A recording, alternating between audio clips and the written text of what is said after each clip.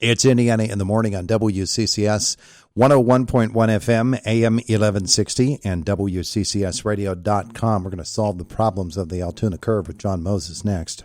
Our conversation brought to you by Marcus & Mack, voted best personal injury law firm in the Best of Indiana County contest. Marcus & Mack, a law firm representing injured people. You know, even when they're not winning ball games, which they aren't lately, we'll admit, the Altoona Curve making noise, and man, some really good noise. That's quite the announcement about Miranda Lambert this week, John. Yeah, pretty cool. Tickets will go on sale to the general public this morning at 10 a.m. in person at the box office. We expect them to go pretty fast. So if you're interested to see Miranda Lambert at PNG Field, you got to get on it today. Yeah. So when is she going to be there? I believe it is June 7th or June 9th, whatever that Friday is, when we are on the road in Richmond. It's going to be a really cool experience. You'll have the ability to sit on, have seats on the field. The ballpark will be fully open. All kinds of concessions and cool stuff will be available. We're expecting it to sell out pretty quickly, so it should really be a lot of fun to have her here. Yeah, June 7th. Bad for you, though. You miss out on it, huh? Well, yes, I know. This is the story of my life, where all the fun things to do in the summer sort of fall by the wayside because I get to watch baseball, which is not a bad thing. That's not a bad thing at all either, even if they're not having their best of times right now. And it's been kind of rough for the Curve this week against the Akron Rubber Ducks. It was last week against Bowie as well. So they're looking for ways to turn things around. Got a nice performance from Sean Sullivan again last night. Yeah, Sullivan's been really good. This is back-to-back really good starts for him.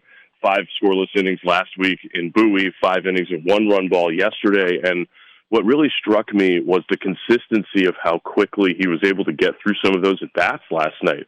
He had an 8-pitch inning in the third.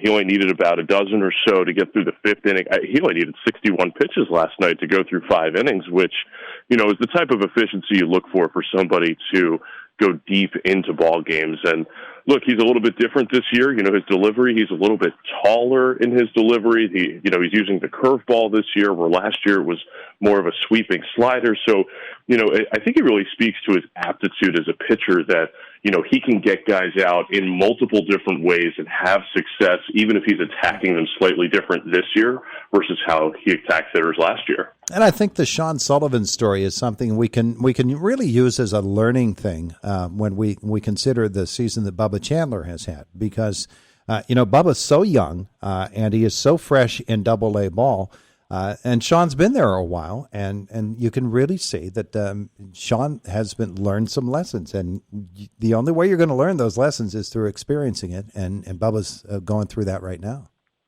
Yeah, I think that was pretty apparent in his start on Wednesday morning this week, where, things were just sort of up in the strike zone. He couldn't quite drive the ball down into the strike zone, into the lower third, which is, where you want to be able to establish the fastball once in a while. I mean, Bubba's plan is to use that fastball in the upper third of the zone, but, you're sort of walking a fine line there, because if you get, a couple of short hitters, you've got a smaller window to hit at the top of the strike zone, or if you get an umpire who doesn't like to call a high strike, then you're sort of, dealing with additional elements. So, you sort of have to be able to get guys out multiple different ways. And what you speak about with experience, I think, is right on the money with Bubba Chandler. We should remember this is only his second full year as a pitcher. He was a two-way guy the last couple of years, his first couple of years as a pro.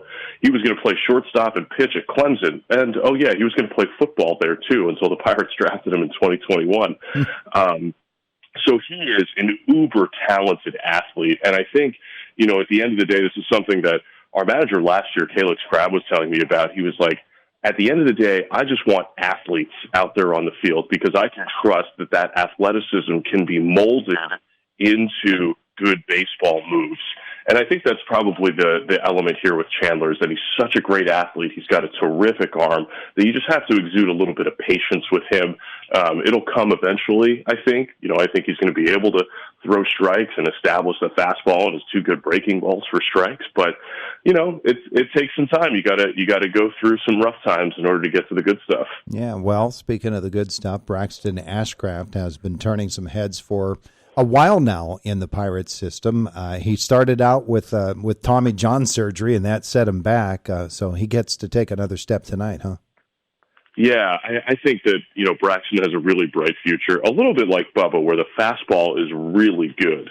But the difference that I think with Ashcraft is that his curveball, he has so much confidence in, and he can land it to both sides of the plate against left-handed and right-handed hitters. And, this year without any reins on him, they're letting him go deeper into games this year. Last year limited about 3-inning outings, so that he could build the pitch count and the inning count slower in his first full year back from Tommy John. I think, once we sort of take the full handcuffs off of starting pitchers here in the next week or two, you're going to see 6-inning outings from Ashcraft because the stuff is just so good.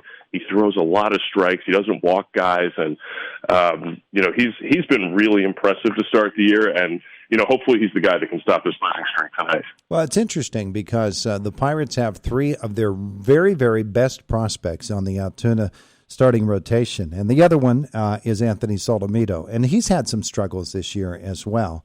And people always talk about his funky delivery with Anthony Solomito. But bottom line is, guy's got a heck of a future if he can just harness this stuff. Absolutely. The thing that impresses me about Solomito is just how mature he appears to be as a pitcher. And when I say that, I mean that he understands how to change speeds. He understands the value in establishing both sides of the plate with each of his pitches.